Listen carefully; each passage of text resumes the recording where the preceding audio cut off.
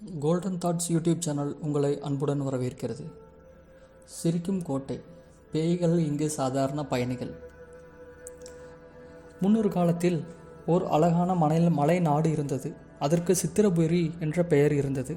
அங்கு மக்கள் மிகவும் மகிழ்ச்சியாகவும் செல்வ செழிப்புடனும் இருந்தனர்.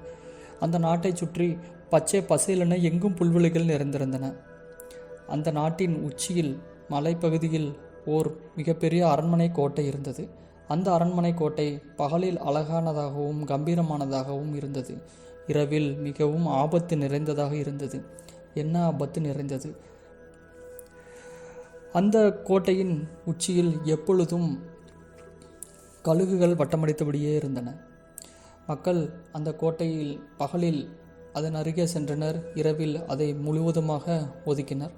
ஏனென்றில் அந்த கோட்டை இரவில் அது உருவம் முழுவதுமாக மாறி வேறு விதமாக காட்சியளித்தது. அங்குள்ள மரங்கள் முழுவதும் பட்டுப்போனவையாக மாறியிருந்தன.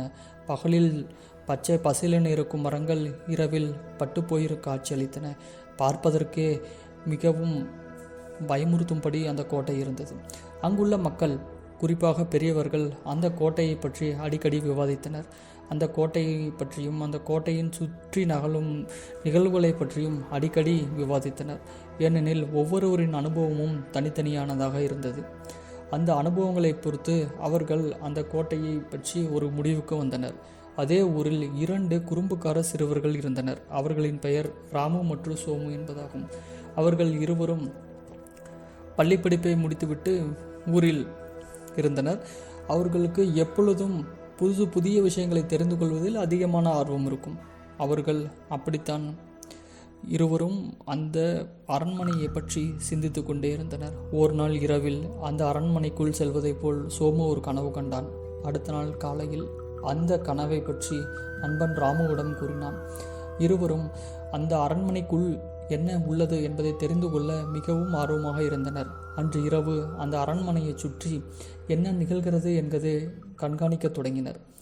அப்பொழுது ஒரு விசித்திரமான மின்னல் ஒளியை அவர்கள் கண்டனர். அவ்வப்போது அந்த அரண்மனையில் எரியும் விளக்குகளை கண்டு பயம் கொண்டனர். அந்த அரண்மனையை எவ்வாறு அடைவது என்பது தெரிந்து கொள்வதற்காக ஒரு திட்டம் தீட்டினர். அதன்படி அவர்கள் ஒரு நிலவொளி நாளில் அரண்மனைக்குள் சென்று இரவில் பார்க்கலாம். அப்பொழுது ஊர்க்காரர்கள் யாருக்கும் தெரியாது. உள்ளே என்ன நடக்கிறது என்பதை சுலபமாக தெரிந்து கொள்ளலாம் என்று முடிவெடுத்து அந்த அரண்மனையை நோக்கி நடந்தனர். அவ்வாறு அந்த அரண்மனையை நோக்கி நடக்கும்போது அவர்கள் இருவரும் பயத்துடனே நடந்தனர். அவர்களின் இதய துடிப்பு அதிகமாகியது. அரண்மனையை நெருங்கியதும் மிகப்பெரிய வௌவால்கள் அந்த அரண்மனையை சுற்றி பாதுகாப்பிற்காக சுற்றி கொண்டிருந்தனர். அரண்மனைக்கு மிகவும் அருகில் சென்றவுடன் அந்த அரண்மனையின் கதவு தானாக திறந்து கொண்டது. அப்போது ஒரு கணம் ராமுவின் இதய துடிப்பு மிகவும் அதிகமாகி மயக்க நிலைக்கே சென்றான். சோமு அவனை சரி செய்தான். திரும்ப, நண்பா, இது நமக்கு தேவையில்லாத வேலை, வா திரும்பி விடலாம் என்றான். சோமு சொன்னான், ஒரு சில அடிகள் மட்டுமே உள்ளன, வா நண்பா, உள்ளே என்ன மர்மம் உள்ளது என்பதை நாம் தெரிந்து கொள்ளலாம். பயப்படாதே, நான் உன்னுடன் இருக்கிறேன், எதற்கும் கவலைப்படாதே என்று தைரியம் சொன்னான்.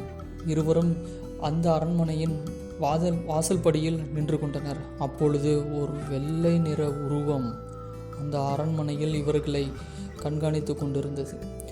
அந்த உருவம் இவர்கள் இருவரினுடைய வரவுக்காக சுவற்றின் ஓரமாக காத்து கொண்டு நின்று கொண்டிருந்தது. ஆனால் சிறுவர்கள் இருவரும் அரண்மனைக்குள் காலெடுத்து வைக்கவில்லை, வாயில் படியிலேயே நின்று கொண்டிருந்தனர். அப்போது அந்த உருவம் இவர்களை உள்ளே வர வைப்பதற்காக ஒரு தந்திரம் செய்தது. அது ஒரு நிலை கண்ணாடியின் முன்னே போய் நின்றது. அந்த ஒட்டுமொத்த அரண்மனையையும் அந்த நிலை கண்ணாடியின் வழியே அது கண்டது. அந்த உருவம் ஒரு பெண் உருவம், நீளமான ஒரு கூந்தலை கொண்டது. மேலும் அந்த உருவம் கோபத்துடன் இருந்தது. அந்த அரண்மனை சிறுவர்கள் உள்ளே நுழையாததற்கு காரணம் இருளாக இருந்ததுதான். உடனே ஒரு நொடியில் அந்த அரண்மனையில் உள்ள அனைத்து மெழுகுவர்த்திகளையும் அது ஒளிரச் செய்தது. மேலும் அந்த ஒளி நல்ல பிரகாசமான ஒளியாகவும் இருந்தது. சிறுவர்கள் அதன் மூலம் உள்ளே உள்ள இருளை புறக்கணித்து உள்ளே வருவதற்கான வாய்ப்புகள் அதிகம் என்று அது நினைத்தது. உடனே அது தன்னுடைய உருவத்தை ஓர் பெண்ணாக மாற்றி சோகமாக ஓர் ஜன்னலின் அருகே அமர்ந்து கொண்டது. சிறுவர்களுடைய வருகைக்காக காத்து கொண்டிருந்தது. சிறுவர்கள் உள்ளே வந்தார்களா? அந்த பேயின் தந்திரம் பலித்ததா? பொறுத்திருந்துதான் பார்க்க வேண்டும். அடுத்த காணொளியில் அதற்கான விடையை நாம் காணலாம். பேய் கோட்டையின் பயணம் தொடரும். நன்றி, வணக்கம்.